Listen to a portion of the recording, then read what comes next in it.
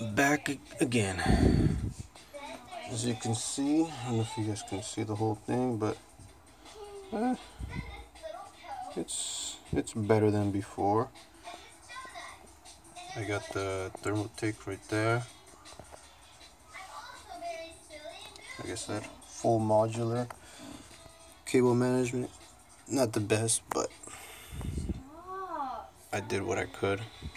Let me see if I can better. Yeah, did what I could with the cables. Apparently one of the connector to my main terabyte hard drive, the SATA connector broke off. So I kind of just put it back in, but it's kind of hanging in there, so I don't even know if the hard drive's gonna work anymore.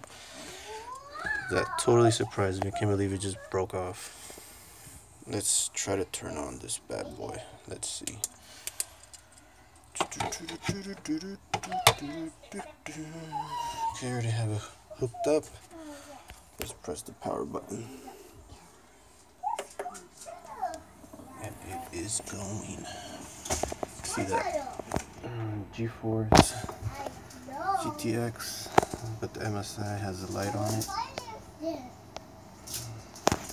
The RGB, it has a button in the back for the RGB.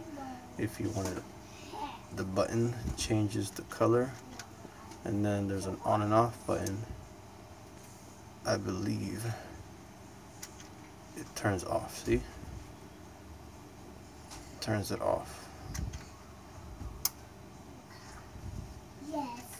Got that blue, that, oh no, I see what it is. The button that says on and off is the quiet fan. It turns off the fan, I believe. Let's see, yeah. So the on and off button turns off the fan. Press it, turns on again.